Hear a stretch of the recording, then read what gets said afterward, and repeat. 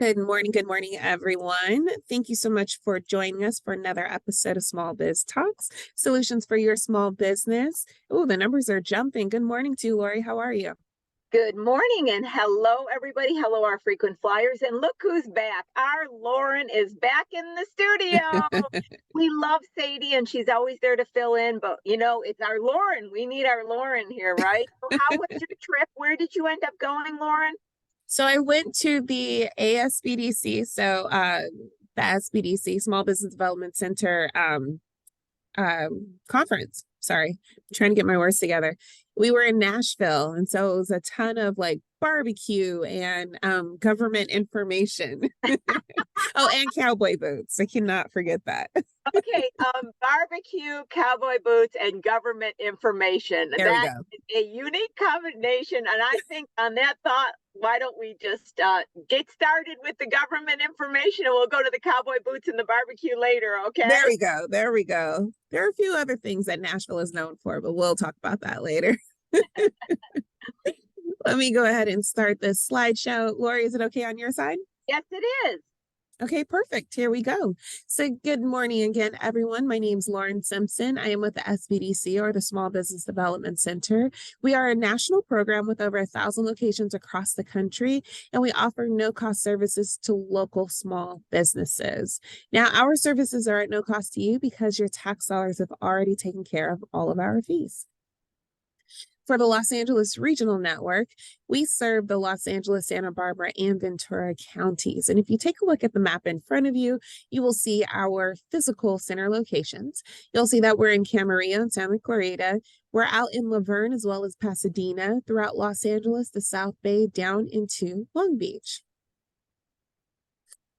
Here's a deeper dive into the services that we offer. So we offer no-cost business advising. That means you are able to sit one-on-one via Zoom currently, or of course a phone call, whatever you prefer, with one of our business experts. Now, we have business advisors, we call them, with expertise in various fields. And I'm talking marketing to finance to, if you're looking to start a business and you're looking to create a business plan, we have those who can help you with market research. If you're a handyman and you're trying to go into construction, food trucks, you name it, we have professionals for you. You might even get lucky to sit with our guru of numbers, Miss Lori Williams, and she can get all your numbers together for you. And then we also offer virtual trainings, and those trainings are going to be comprehensive workshops that assist you and your business to begin, to adapt or grow. Last thing for you to know, get in contact with us. We're ready to help you out. You can call us by phone, 866-588-7232. Go online, smallbizla.org/new client. Or if you've reached us and you are outside of the area that we serve, that means your business is located outside of the Los Angeles, Santa Barbara, or Ventura counties, please go to americassbdc.org/find your SBDC. So really quick, I will stop my screen share. Lori, housekeeping, we want to be sure that people are putting their questions into the Q&A. Please keep those questions on topic, and let's throw those into the Q&A. If you'd like to get in contact with Lori, I'm going to drop some information into the chat. The chat's also reserved for various links that Lori would like to share with you. And finally, the party. The party consists of, attendees commenting and sharing how they feel about the show or the topic at hand. So go ahead and meet me in the party.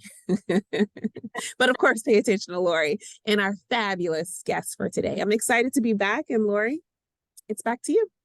Thank you, Lauren. I love it that the party happens in the chat because I think that's one of the gems of the show is that you guys communicate with each other about what we're talking about. And that's just a very special aspect to the show. Okay, let's get started here. So I've got a Mythbuster, and there's a lot of copy here. You can kind of look at it. I always come up with the Mythbusters on the things that I'm talking about during the week that I'm seeing some confusion or people don't understand how it works. And this is one I've brought up before, and it has to do with sales tax. the conversation is way more involved than the time period I would do in a Mythbuster. So all I'm wanting to do is, as I often do, is give you an awareness, alert you to something. So if you can say is, that's me, I don't understand that, to get in touch with me or at least do some more research on the subject matter. It has to do with collection of sales tax if you are selling outside of your state of nexus, which in this case, your guys are mostly from California, so I'm going to use that as an example. So say you're selling online and you're selling outside of California.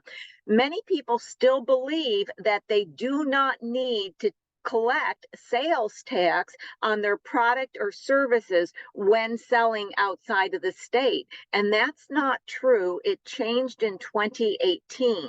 You guys might remember that Amazon started charging sales tax when you purchased online. So what happened is there was a Supreme Court decision. It was called South Dakota versus Wayfair. Wayfair, a big online company. And it was where South Dakota collects their state, they don't have a state tax. So their tax revenues come from sales tax on both services, labor, as well as products. And so as more and more sales moved online and there was not sales tax collected on those sales, they were not collecting the amount of tax. So they went to the Supreme Court. The Supreme Court voted in their favor, said, you're not trying to get money in arrears, go back. You're not trying to stop commerce. You're just saying, hey, if you sell into my state and you sell either products or labor, you need to charge sales tax.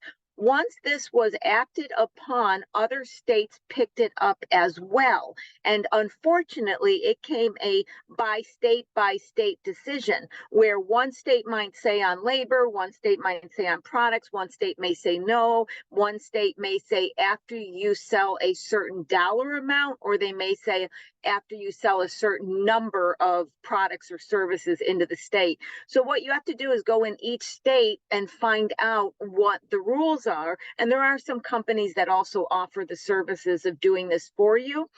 When you use Shopify, it does not. It just says, I will add tax to your invoice, but it's not remitting the tax. And so a lot of people get confused with Shopify. They're just using Shopify. And what they're doing is they're collecting the sales tax without a sales tax permit because you need one in each state.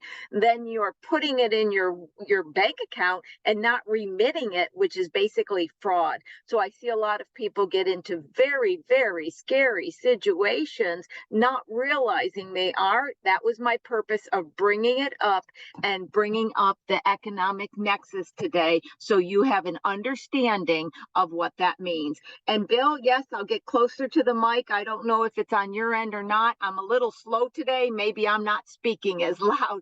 So there you go. Hopefully that will help. So that is economic nexus. And keep in mind, each state may choose, because in some states, such as South Dakota, labor has sales tax on. So you literally have to go to their website, and you can Google like Nevada, and the keywords are remote, REMOTE, remote seller. That usually brings it up on the website. Need additional information? Reach out to me on that. Okay.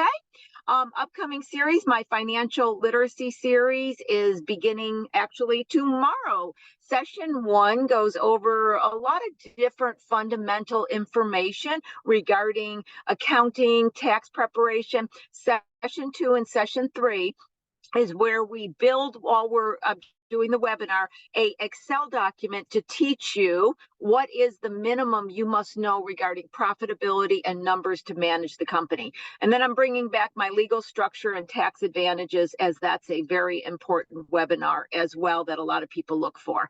Upcoming shows, we got Pejman coming up. He is the founder and CEO of Proper's Pickle and Entrada Apparel. Very interesting story to tell. Then we got Eric, E.T. I love anybody that goes by the name E.T., okay? He is a founder of Dirty Sue, and it's a premium olive juice brand, and that's for martinis. I didn't know it. I'm not a martini drinker, so I had to actually do a research. What is a premium olive juice brand? So he's going to tell you all about his creation for martinis. Okay, let's get to today's show, which I'm very excited about. So Jennifer Cox is the founder of Momma Osa, a company offering custom tie-dye kits. Momma Osa was created as a passion project in order to give back and do more in this world. The tie-dye kits are a party in a box that comes to you. Welcome, Jen, to the show. I'm so glad to have you on the show today. Hi, thank you, Lori. Thank you for having me. First of all, I looked at your kits online. And so at one point, Lauren, if you can pull up the website later on, I feel like we can't go through this interview without showing a visual of them. So I want to get to that at one point because you really need to see how cute they are. And I looked at them online and I was also very impressed, Jen, because all of a sudden, as I was just trying to pull up copy for the marketing for the show, all of a sudden I'm pulling up Nordstrom's and I'm like, she's everywhere. Oh my God. And then I look at the thing, well, she didn't start that long ago. Oh, we got to get her on a show. Yep, this is going to be a fascinating story. So that's a little bit for the audience, a preview of where we're going. But let's go back to the very beginning. Tell us a little bit about you, what you did before you started this insanity calling entrepreneur, right? Yeah. And how you started the company. What was the inspiration behind it?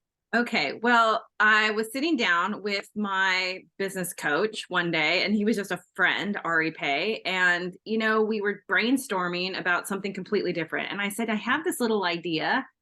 I want to make some socks and tees. And for every pair of sock and tees I sell, I want to give back to youth homeless. And he's like, well, let's do it. And I was like, what? No. It's just an idea. I was a former design director of a very large denim house here in Los Angeles.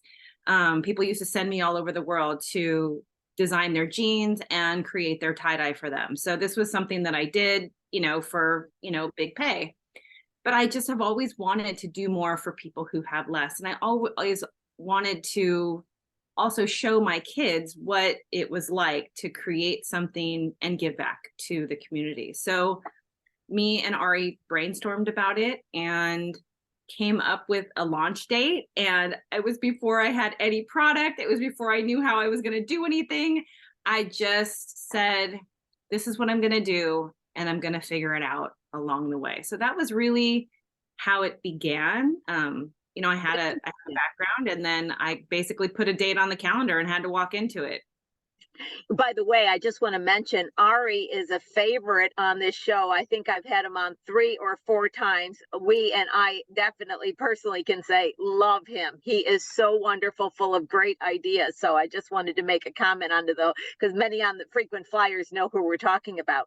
Okay, so you got this idea, you got a launch date, but you got to have something to sell. So tell us, because one of the things, Jen, is the most struggle with, I think, getting a company started is when you have to make 1 unit, or 2 units, right? And then you have to go from 1 to 2 units to making many units as you go from selling in a small space to a big space. And all of these, I kind of see them as legs. They got to walk together, the product quantity with the marketing and all this. And that's a real challenge to juggle. So walk us through the very early days. What did you do to even get the product, and then where did you start selling it? So originally it was just socks and tees. I'm like, oh, I'll just make some. I'm just gonna I researched how to import some. I researched how to make them. I've been making product my whole life, but to actually have to do it for me to actually put it out there, that was a whole other challenge for me. Right. So I started making them in my kitchen, and then I also imported some of them that I designed overseas in a very small amount of time. And then we needed a hook for the launch. And the hook for the launch was to actually have people come and tie-dye in person. So that was something that I was not planning. That came up in a brainstorm with me and Ari. And believe it or not, that is actually being open to tie-dyeing in person was the thing that has now launched my company in a completely different area. So we had volunteers come and help people tie-dye. And I was open to where that took our company. So people wanted us to come and be on location. People wanted us to, it's the experience that people were craving and looking for. And so fast forward a few weeks into it, we're doing, events in person, my calendar's booked, and then COVID shuts everybody down. Mm. And I was like, no. Oh, and in the meantime, I also got laid off from my full-time job funding all of this because of COVID. I have to comment on something. See, what you just said makes sense, because as you were speaking, I was thinking at the beginning, she's talking as if she's getting a product, it's tie-dyed, but then I'm like, wait a minute, these are kits. I think it's fascinating, and I want the audience not to miss this, that you were not intending this to be a kit that's used to tie-dye. It just evolved, and then you ran with it, realizing they wanted the experience, not the product. And I picked up on it, because when I went to your website, I was expecting just to see another tie-dye product. I was excited when I saw a kit that you were selling for people to experience within their own house, within a party. So I think it's fascinating that your launch led it to a whole new direction. Talk about the need to be open, aware to what somebody really wants to buy, and be flexible in the approach. So I didn't want that point to get missed, because it was so crucial. So please walk us through. You're now having these on-site events in a world that doesn't allow on-site events. So, I remember there was a time that we got shut down, the calendar got cleared off, and this was in the first 4 months, right? I had a very large paying job, and all of those benefits, everything was coming to a close. And I looked around, I had all these in-person event things laying around my house, and I had a moment of fear. And I let out 20 minutes of just full on fear-based panic. Yeah. And then I looked down, and there was a box sitting right there next to me that my kids got for something else. And I'm like, what if I just take this and this? And I just started making a cute little experience, right? I just made a cute little, like, here's all my stuff that I already made. And I put one up and it sold. And I put another one up on Instagram. It was just Instagram at first. And one and another and another. And then fast forward about a month of making all these things in my kitchen. And one of my friends, because I come from the fashion industry, was like, hey, I sent one of your kits to a rep and she wants to take it to market. And I'm like, what? No, I mean, these aren't made for retail. They're just, I mean, I was buying things, domestically, like it was so expensive. So sure enough, she's like, they took it to market. We sold 1,000. I had to make 1,000 in my backyard. I was like, wait, what? So a news channel was like, we heard about these kits. And I'm like, oh no, you did not. So then I was like, I can't make thousands and thousands of these. So I started calling everyone I knew, and I realized that I had to take position. Now I'm a single mom. I have 2 boys. I'm unemployed, but I have my own company that's not really generating a large amount of money. So I'll tell you what I did. I rolled the dice. I out some of my 401k. I developed things overseas, and it paid off. In the meantime, also, this was the scrappiest time of my life. I mean, I was making masks overseas, importing them. I say we, but because sometimes it's really hard as a female entrepreneur to say I made this decision, and I decided to take a risk with my future investments of my 401k, but I did it. And I'm gonna go back a little bit, because the mask investment was very crucial to where I am now. Okay. When Governor Newsom, because we were in California, decided everybody had to wear a mask, I was like, I couldn't find any. I was like, I can't find any. So I called my friend overseas and I said, how fast can you get me 40,000 masks? And she said, I can get them there in 3 weeks. And I was like, okay. I rolled the dice. I designed them. I pre-packaged them in little 4-packs, and I had them on the water in 2 weeks. Now, actually, we put them on a plane, got them here, landed them in 3 weeks. By the time they landed, they were all sold to stores like the Buckle, Tilly's, you name it. It was the craziest 3 weeks I think I have ever had. but I just took a risk. I had a gut feeling and I didn't wait too long about it. I know other companies that kind of were like, what are they supposed to look like? Is this right? Is that right? And I was like, I'm just going. And it totally paid off, because then it kept on for a little while. And then the kit thing was also building momentum. So I had my hands in a couple different places. And you know what? There's a couple things that I think are really interesting to unpack for the audience to kind of also pick up on. And we talked about this over the show many times. So the first thing I want to go back to is, when COVID shut you down, the worst possible thing, it almost appears to me, and you can correct me if I'm wrong, the fact that you provided something for fun and an activity while they're locked down probably helped people want to buy the kit. So the very thing that shut you down, probably for the events, probably created a desire to buy the product once you repackaged it. So I think that was really interesting, because the event didn't change. Your response to the event changed, the way you looked at the event changed. And I also really respect and understand from my own biography of those 20 minutes that you sometimes got to just go through and feel it and get it out. Sometimes I'm like, come on, Lori, just push it out, push it out. It's like labor pains, which I never went through. I never had kids, but I'm suspecting, right? And I think that there's some truth to that too. Sometimes when we get that engulfing fear, if we just let it go through our body, the creativity then flows. So I thought that was another gem that I really noticed. And the other one I want to mention, and then you comment on it, and I think this is so important for our young entrepreneurs. Yes, you took a risk, but in my mind, the way I see it, Jen, you took an educated risk, because you had years and years of experience in the industry, in designing, in this. So a lot of times I think risk gets written incorrectly in the entrepreneur world in general, like you just jump off the cliff. Yes, you took a risk, but you took an educated risk. Comments on my thoughts I said so far? I would agree with you, is that it was scary.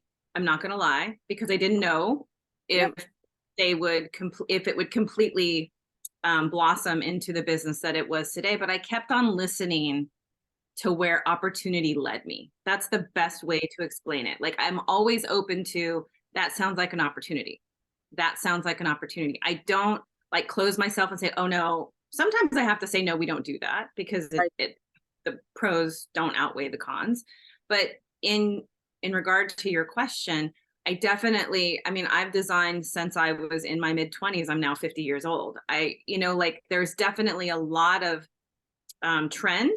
I was a design director. Tie-dye was the biggest trend when I got laid off. And so I just knew this is something that we can do at home. And I knew that it was tracking, because who puts something up online and it's gone, and it's gone, and it's gone, and it's gone. And all my friends were like, hey, can you send me one? Hey, can you? And I was like, I don't know that many people. I didn't think. But then it spread, and it was really great. And then I started making sweatshirts, and then Nordstrom asked for them. And let me just tell you, when you're a designer and you work in the front of the house, designing, selling, and on the computer, and then you have to go to the back of the house and do the logistics and all of these things. I'm going to tell you about another moment. Okay. Another moment where I cried. Okay. The kids are home homeschooling, single momming. I'm outside in my garage in the craziest desk you've ever seen, because I mean, it is not fabulous. And I sat and I cried, because I'm trying to figure out how to do Nordstrom's shipping interface. Yeah. I remember this moment like it was yesterday. I put my head down and I'm like, what have I gotten myself into? Like, the words, I can't do this, hardly ever come out of my mouth. And there was a moment where you're like, what have I done? I don't know. I can't do this. And then I was like, I remembered thinking someone who can figure this out. Maybe you don't have the skill set, because it was very challenging. But what it boiled down to is I was making it way more complicated than it needed to be. And I just started calling people. And I remember one of my best friends, she's logistics. She's never even worked with me. But I was like, I don't know what I'm doing. I need help. And she goes, Jen, calm down. That's always the first good advice. Calm down. Yeah, you're making it harder than you need. I was like, okay. And it probably took another week, honestly. And it was so frustrating. I probably cried 3 times, but I just didn't give up. And I remember calling people that I worked with before that. And I was just like, I'm sorry if I ever took you for granted, because you're crazy and I don't know how to do this stuff. And, you know, people were very kind. And that was one thing I also just want to share with you is like, you don't realize what you know until you go out and try to do it on your own. And you also don't know who wants to help you. There's so many people out there that if you just share genuinely with them, I have had so many people just be so kind and want to help educate me on my journey. I mean, like that would be a whole other show. No, I fully agree with you. And I think when you get very specific with your questions and you say, I need help with this, and you first ask yourself, your mind is able to identify where to go for the resources. It knows the exact specific thing it's looking for. Going back a bit, Jen, to mentioning the mask we're at Buckle and then the Nordstroms, and I'm going to comment a bit on the interface, etc. Many are sitting there thinking, probably, I'm assuming for the audience, how did you even get, like you said, Nordstrom calls? Was some of the ability to get in these larger retail due to past experiences and experiences with buyers? Because people really have a hard time knocking on the door. That's number one. And I'm fully aware of what you're talking about, the interface. I've worked enough with companies that suddenly get into one of these stores and they don't realize that there is a cost often into the special shipping and labeling you have to do, right? And there's this knowledge of making your product able to be sold. And it's a totally different world than just going and selling it in a local boutique. Going into these areas. So can you just give us a little bit of a roundabout information on everything from working with the overseas companies and finding people you can trust in the shipping and building these relationships with retail? I think that's an area that a lot of our audience would really like a little bit more of an understanding. So anything you could share with us on those topics? Sure. Okay, well, it starts back with the masks, believe it or not. I put my order in and had no idea who I was going to sell them to. And I started calling everybody. For those of you who are maybe younger, we used to have Rolodexes back in the day. So every one of my Rolodexes is now everyone in my phone. And I was like, I have this idea. This is what is on the water, basically. Can you help me sell them? And some people were like, oh yeah, I'll help you. And they did not help. One person who said they were going to help me connected me to a sales rep. And she actually said there was a conflict of interest, so she didn't want to get involved. And I was like, okay. But I was kind. And I said, no problem. If you know of someone who might be interested, I would love a recommendation. She put me in touch with the person. So it was the kindness and the follow-up from my end who then put me in touch. That sales rep then got me into all those places. So that was probably the first thing. Never give up. If you were the first, if you knew that your first yes was behind your first yes was like after your first no's, like 10 first 10 no's, like you would just go out and get those first 10 no's. So I just kept on calling people and just didn't take it personal, right? Like that's.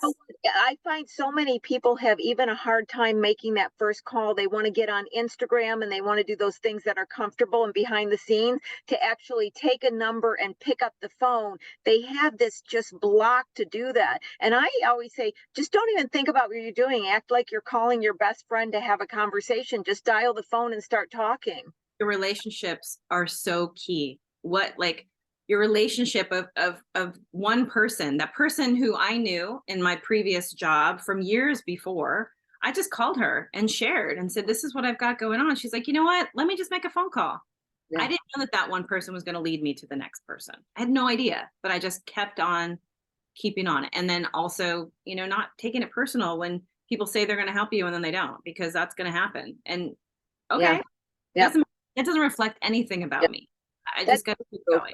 So And what I like is what you're showing, and it's so true. There is some, all ages have different opportunities and advantages. But, one of the things that I would say is as you're older and have built those relationships and knowledge over the years, entrepreneurship has a little bit of an easier start in some cases because you've got those relationships versus jumping into it right away when you're 20 and don't have that knowledge. Like I said, there's good and bad. There's no right or wrong. And I'm very big about that. But I guess it's one of those things where we're not getting older, we're getting smarter and have more contacts. yeah, I mean, I will say this about my overseas situation. Okay. I have been going to China since I was 30 years old, Okay. past 20 years. I definitely had some resources that I tapped into. So the manufacturing, the people who made the t-shirts, I actually reached out on a sock reference from LinkedIn. I rolled the dice and prayed that they were not a scam, because honestly, there's so much of that going on right now. Yeah, there is. Alibaba, I'm sure you all know about Alibaba.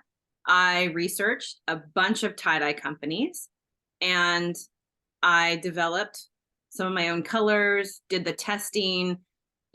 I went ahead and connected those two resources together. And then I had a friend from being overseas that cross-checked some of the information that I did not feel confident about. I am a very kind person, but I'm also like, I've been burned a lot of times in China. So I cross-reference, I double check. I would say most of my dealings with the Alibaba companies are relatively honorable. I've had a couple things that, have fallen apart on some situations. I don't understand how to do lots of the things that they talk about on Amazon and I don't know about all that. I just know my personal experience. You have to do your research. You have to understand. I buy one first before. Understand that there's lots of information, lots of questions, deadlines, timings, upselling, minimums. The more you buy, typically the better pricing. So I want to just talk about that for a second, because my first order of my kits from overseas was 10,000 units. That was 2 years ago. And I still have remnants in my I have a funny thing. I dropped a container on the side of my house as my warehouse. So I pay for warehouse fees. That's hilarious. I'm a girl. Because I'm always looking for ways to save money. So I'm like, I will build my own warehouse on the side of my house. I love it. Yeah. So, there's different ways to do things. So, I'm always looking for ways to maximize sales. And if I had to do it all over again, I got the best price for 10,000 units.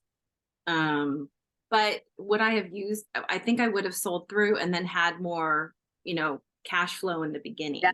Yeah. Because cash flow for small business owners, I'll tell you, that's probably my number one challenge. And in my story, I know we're kind of stuck in this, not stuck, but like focused on this first year. But there's been so many other amazing things that have happened because I was in Nordstrom's, because we were in Saks Fifth Avenue, Land's End, led us to Good Morning America. I tried out for Shark Tank last year. I mean, there was some big things that have happened in the course of my 4 years of being an entrepreneur that who knew that we were going to sell, $150,000 in 48 hours on Good Morning America. I mean, wow. Yeah. In fact, as we move into that next, one of the things I want to come back and comment is on your minimum quantities in the inventory. A lot of times I tell people it's better to even have, sometimes it's all got to be figured out mathematically in a spreadsheet. So I'm just talking about in generality, right? But sometimes it's better to have a higher price it's costing you to purchase it and have a lower minimum to have the cash available to get to the next step. And eventually you can get the bigger discounts, but you're absolutely correct. Sometimes people focus so much on getting the lowest price, they buy a higher quantity than they should, and it hurts them in a cash flow. So that's a really fascinating point you brought up. And let's go to the next phase, as you talked about Good Morning in America, et cetera, because there is a completely different set of issues that come up and challenges, whatever word we want to use. So now you go where you're in Nordstrom's, but now when sales start happening, especially if they happen quickly, that can create challenges of its own. And many times that's a showstopper for companies, Jen. They can't get past that rapid growth stage. So walk us through that. So, like I told you before, there's always people out there that want to help you. I shared with my financial advisor, like, listen, I think I'm gonna go for Good Morning America. I've got these kits, like, why not? And he said, you need to talk to my friend Iante. So Iante, a friend of mine, now really good friend, I think she went on Good Day LA or something like that. And she sold candles. So we had conversations. Like, I wanted to talk to somebody who was trusted, who had been through the experience before. So if you can do that, if you can find a resource that's already been there, I had to reframe that money.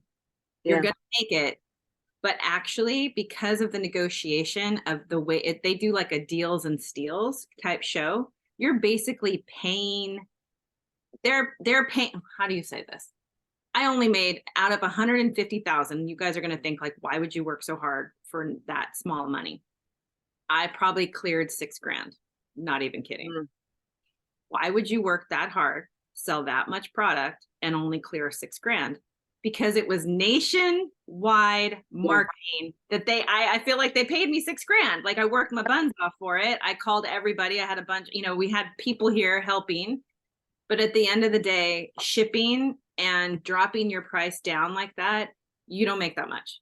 It is what it is, Once again, I want to point out, though, Jen, it's so important. This was once again a very conscious risk financial decision. You're not just making these decisions not knowing you're only getting $6,000. You knew you were only getting $6,000, and you decided that's a very inexpensive, in many ways, marketing program. So in comparison, and I really like to point that out, because too many people just make these decisions without knowing and contemplating. And what I find interesting, and just a little side note, Jen, from you like you said, you have to do the research, right? But from the research you did on the Chinese company to the research you thought through with Good Morning America, there's a inherent set of, can I call them skills or talents, where you're looking at the legal aspect of things, you're looking at the financial aspect of things. I just think it would be really a benefit to the audience to just stand back and talk for a second about the skills that you are applying to each of these decisions, because you're saying them, I took a risk, but you're really applying a lot of thought skills before you're doing that. So what are you noticing internally that you're utilizing in skills as you do these analysis? Yeah, I'm going to touch upon something, what you just asked. But when I was a designer, I worked for big ticket companies for a long time. Walmart and Target were our number 1 and 2 customers. I was a design director for many years.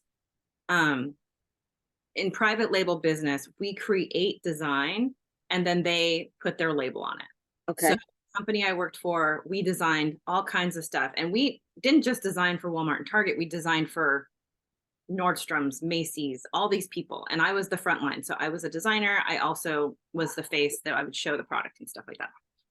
So when you start looking at those types of things, there's always this risk that, you want business. So right. I'm so blessed and grateful for the training that I got from my mentors, the owners of our company, who really showed us how to acquire business. Sometimes it's not just about making the most margin up front, but really, if we can get this big order, we're going to make money at the end of the day. What's the best scenario for us to acquire this business? Because at the end of the day, if we consistently have business coming in, granted, you want to hit your margin, but maybe there's ways to get creative. I'm actually really good. I'd say one of the things that I'm the best at is I'm a cost engineer. Like, I can make things that look really expensive made by, a company like Levi's or something like that, but I can make it for Target and still make money.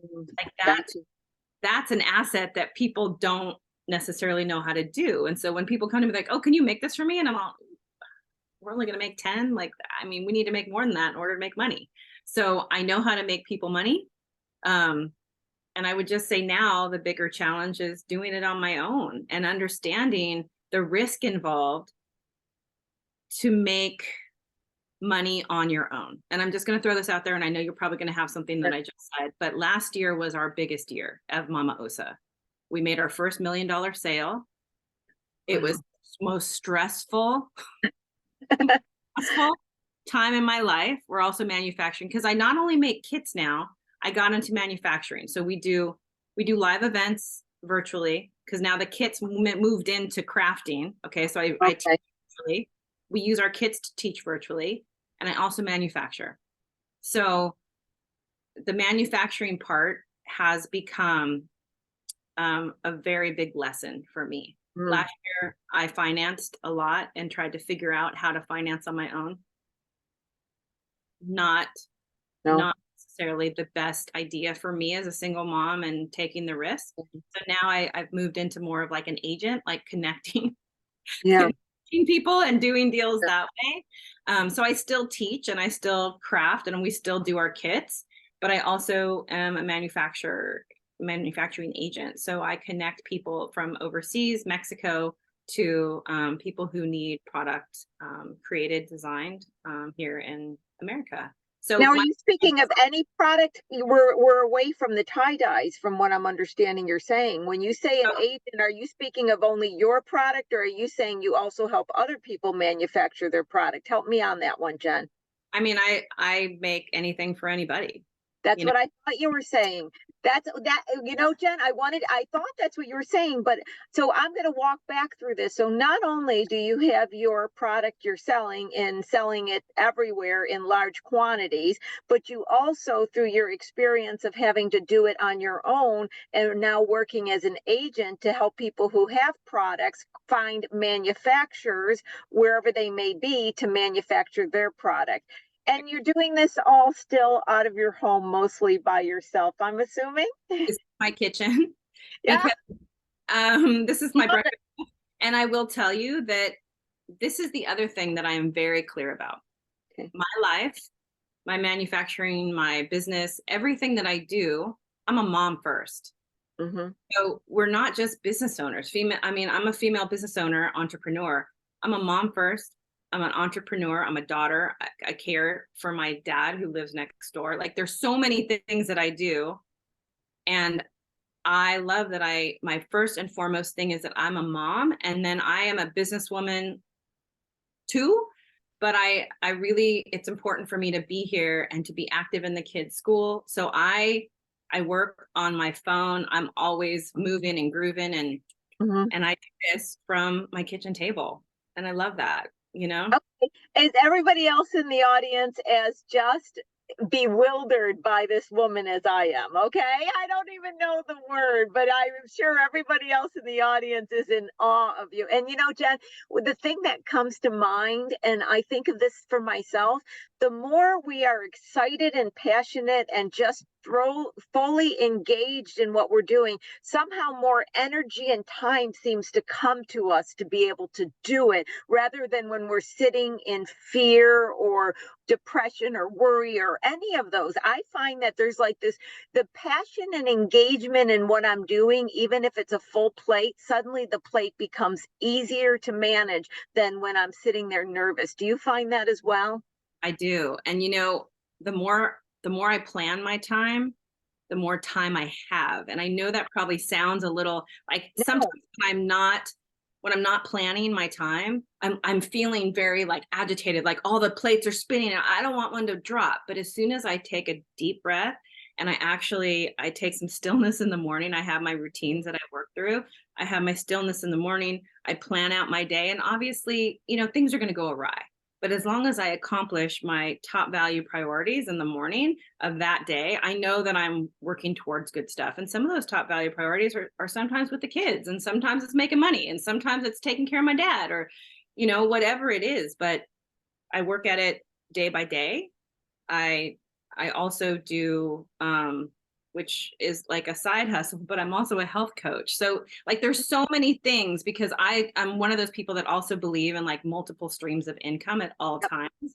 Yep. So I just do a lot of things and I try to like chunk out my time so that I can do all of it and I can still keep food on the table, keep the roof above our head. And my kids go to a really amazing Catholic school, so we pay for that. And so yeah, that's You my know, Jen, it's interesting you bring up what you said about the identifying exactly what you're doing in the day. I've always been this person that's engaged in a million different things. I believe in multiple revenue streams. I always say if I'm going to be alive on planet Earth, I'm going to be fully engaged, which means I got a ton of things going on, right? And I yeah. have since I've been a kid, and I've always been one that was like, I'm going to do this hour, then I'm going to do this next hour, and then I'm going to do this, and my to-do list was always too long. And I just recently, just this week, Jen, said, okay, you know what? Because I don't have as big of a schedule, I've let in the days that I don't have assignments just kind of melt in, and they cause me to feel like, what am I going to do? I don't have my direction. And I was like, I need to go back to scheduling my day. Okay, this is the fun time I push my cat in the stroller. Everybody knows I do that all the time. This is the time I do this. And I think being disciplined and organized is really what we're both saying. Or I don't want to put words in your mouth. That's what I'm saying. Being disciplined and organized changes your life and your mental state and what you achieve overnight when you approach it that way. Would you say that? So I'm thinking that's what you're saying. It really does. And I'll tell you, I know that helps. And there's ebbs and flows in my life as a single mom. I'm not gonna lie. Like sometimes when the kids go back to school, I get more organized. I have more time. I'm more in my zone. This summer, I kept on thinking, I got to get my life together. Like I'm so all over the place because the kids are home. They always want to do something. Mine don't go away to camp or anything.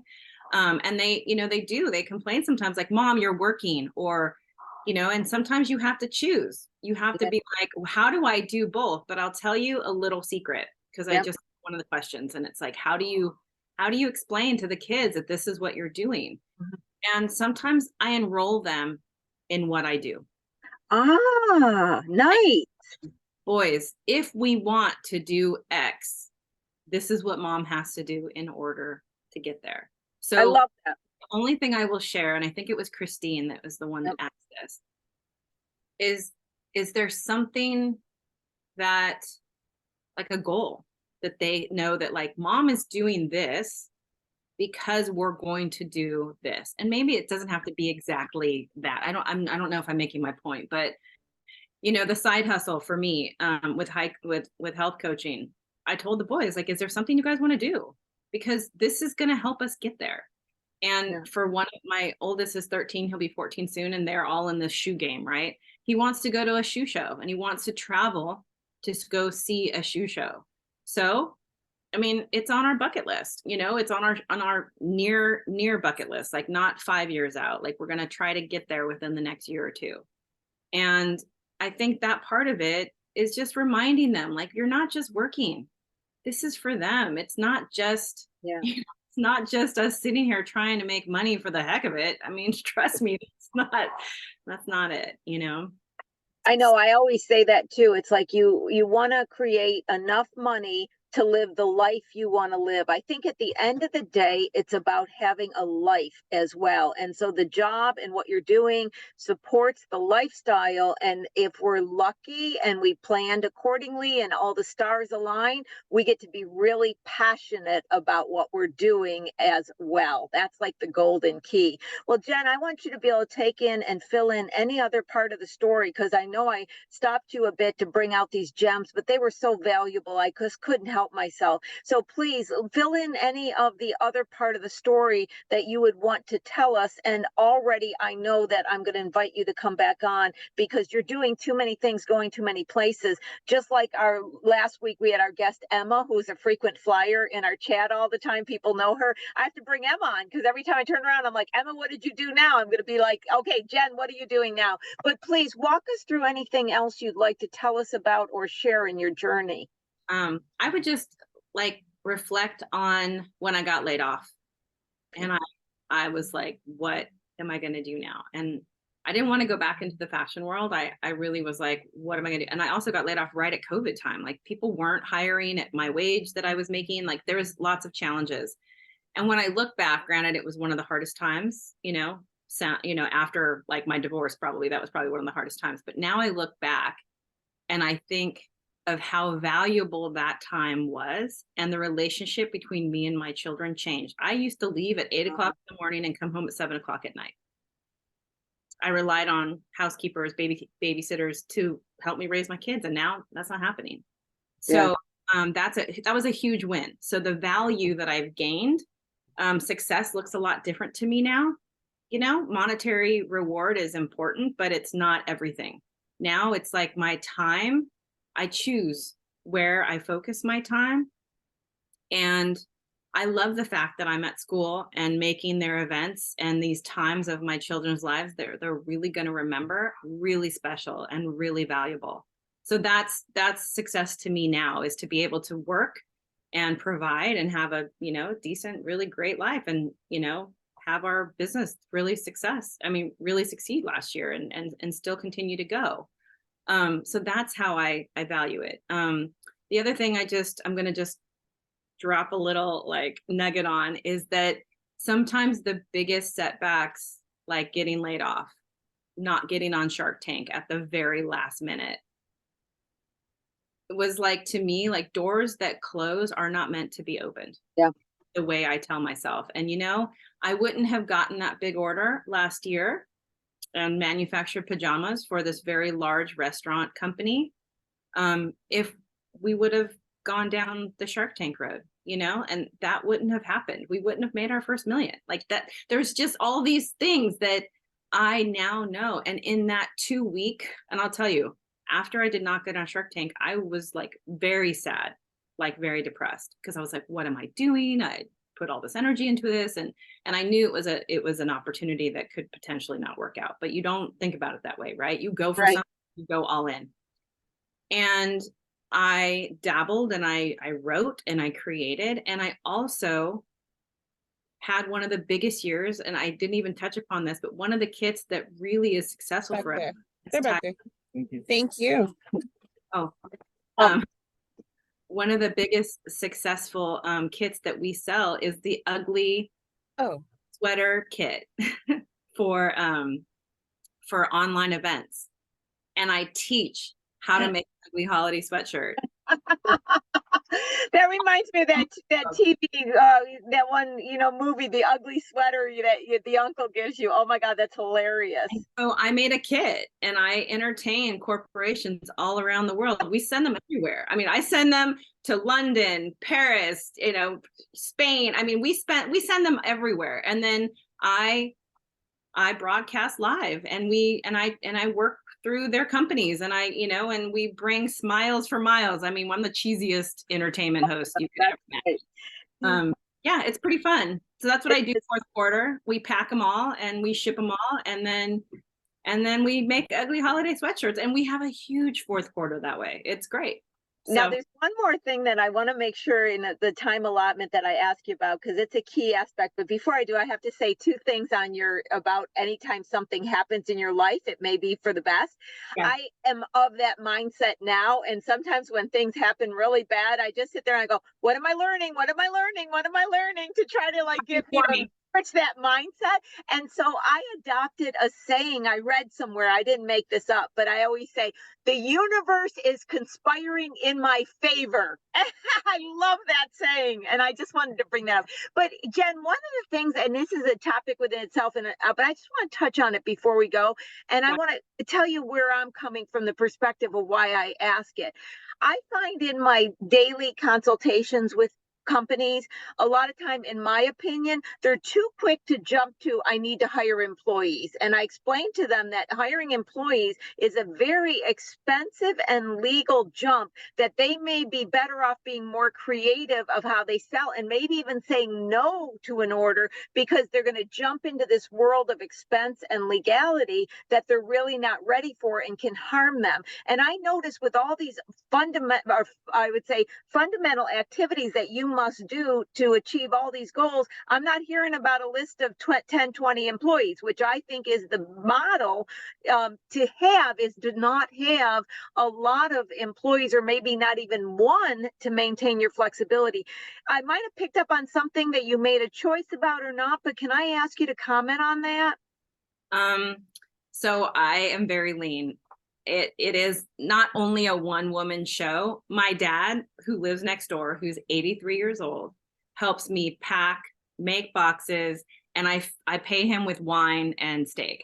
So I love it. and my dad, and you know, he's such a good sport. If we have to run to FedEx or UPS, he's like, I got it. You know, he's amazing. He's the wind beneath my wings. I have a lot of friends, so you know, sometimes people come and help when I need a little help here and there. But for the most part, yeah, I mean, I'm the teacher. I do have another teacher who's remote that I pay by class if my schedule is too busy.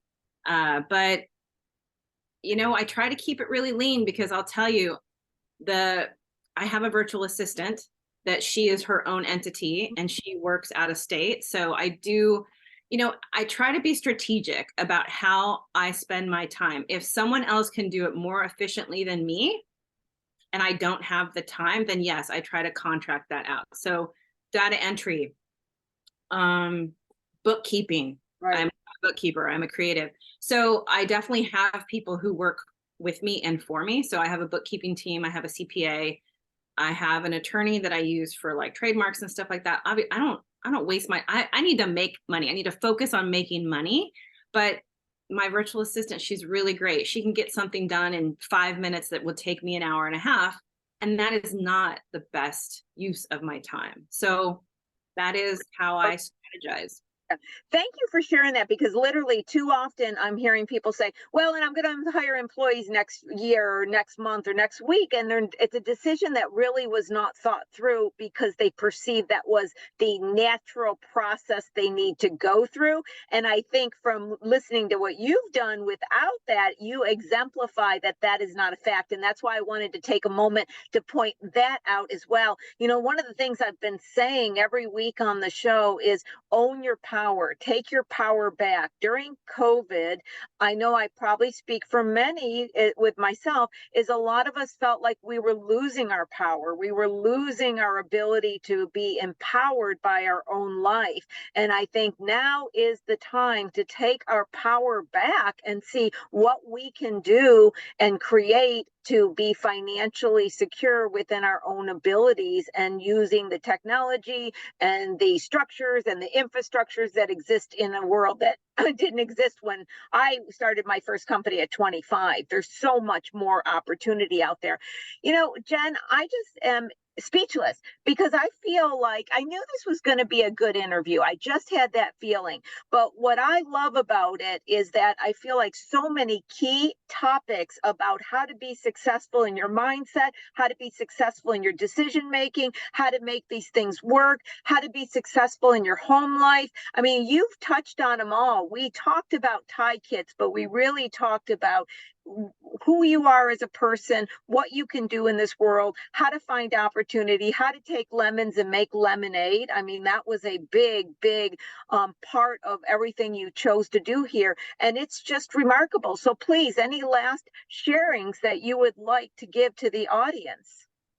The only thing left I'd like to say is just that, I mean, it's great that they have you. I also work with a coach in a network group once a week. We get together, and there's all female entrepreneurs, and we share ideas, and people sometimes share challenges. And a coach, you know, that really knows what they're doing and doesn't charge you a ton of money is probably the best idea, because you want to continually grow as a business person. So that's, I think that just them being here is probably really great. And I never want to be the smartest person in the room.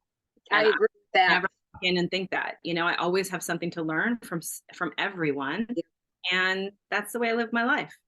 Yeah, and Lauren, a quick shout out to you. If you happen to have, I know this is like on the quick statement, so you may, but Ari's information that you can put into the chat, because Ari, who's mentioned so many times, is an SBDC advisor that you can reach out to for a meeting. And many of you have seen him, and you can go through the past shows and learn who Ari is. But if Lauren's able to pull up his information, which she may or may not, I'm putting her on the spot, we can have that in the chat as well as another person to contact. But I agree, Jen, having someone that can stay grounded with you, having people you can speak to, people that have experiences. And a lot of times, I love what you said, I never be the smartest person, don't want to be the smartest person in the room. Just yesterday, I swear, Jen, we're connected with it. So many things you're saying is resonating with what's happening in my life. Just yesterday, I said to myself, I'm the teacher, I need to be the student who can teach me what I need to know next. I'm either the teacher or I'm watching something. I need to have a discussion where I'm the student who is the teacher. And I said, okay, the universe, the student's ready, bring on the next teacher. And I think there's something to that as well. But Lauren, has this not been another incredible interview? Yeah, insane. Jen, I feel like we have a lot of similarities too. I was a single mom for like 8 years, 9. I was in fashion, but not at your level. I was a stylist. Business concept, and during COVID, like all the things, like it definitely resonated with everyone who was in attendance. I'm scanning the chat right now because there are tons of like smiles, some tears, some bravos, hearts, like everyone could relate. And it was just a really great story. Thank you so much for just being so open, honestly, and for being so authentic, because it really resonated with everyone who heard you speak. So thank Now, you. Lauren, before we quit, are you able to pull up her website and do a quick screen share? I just want Oh, people yeah, to see this product right before we end today. I sure can. I think it's so cute. I don't want people, I know you gave the website in the chat, but I want to make sure that people see this because it's just so darling. Yeah, the last comment is just that this website probably needs to be updated, but this website has gotten me to where I'm at today. And the evolution of that kit is now a corporate entertainment vehicle. And I teach a ton of other things now, and they're not even all on the site. If you go to like the in-person events, we teach how, the dream catcher party, where I go and I teach little girls how to make dream catchers, or, like so many different things. Aren't you guys? These are so good. I know. Families get together, extended families, and they sit around and don't know what to say. Here this is giving you something to do that everybody's involved in. Oh, those are just beautiful. I love dream catchers. Yeah, I always have. Thank you, Lauren, for bringing that up. I just felt like it just needed to be seen by our audience before we ended the show for today. So with that, I wish we had more time. We could go on and on. Jen, I'm going to reach out to you and ask you to come back on, because you have such a great story and you have such a great understanding of who you are and where you're going and what you're trying to achieve. And also an understanding of the good and bad moments and how to take the bad moments and keep rolling. I always say I get up and I just brush my knees off and I go, I wake up and some days I just go, well, I'm still breathing, so I guess I got to figure out what to do. That's another one of my great advice to myself. Well, we're still breathing. And now I have this thing where every time I wake up in the morning, I say to my lovely cat, Babu, everybody knows, I go, honey, are you still breathing? And she goes, meow. And I go, me too. And I go, well, then let's figure out how good can this day get? And that's how I try to start off my day. So you are just a complete gem. Thank you so much for being on the show. I greatly appreciate it. Thank you. Thank you. So I want to say warm thank you to all our audience that's been here today with us, and a thank you to our frequent flyers that are here every single week. And so tune in. Oh, and Lauren, to you, who's always there behind the scenes making everything happen. So glad to have you back this week. So thank you, everybody, to tuning in to Small Biz Talk with your host, Lori Williams, and we'll see you next week. Bye, everybody. Bye, everyone. Thank you. Thank you, Jen. Thank you, Lori. All right, guys, go ahead and take a look at that chat, and you can see Jen's contact information. You'll also see Lori's contact information. Just shoot me an email at that lsimpson@lbcc.edu, and I can get you connected with Lori if you're looking to set some time with her. Jen has her Jen, Jen, singular, at mommaosa.com, excuse me. So Jen, Jen, at mommaosa.com. I think that is all. I think I've addressed everything. If you'd like to see previous sessions, go ahead, check the chat, as well as check the chat for Lori's upcoming sessions. That's it, guys. Thanks so much for joining us. We will see you next week. That's Wednesday at 10 a.m. for another episode of Small Biz Talk, Solutions for Your Small Business with Lori Williams. Take care. Bye. Oh, purchase your tie-dye kits. All right, bye.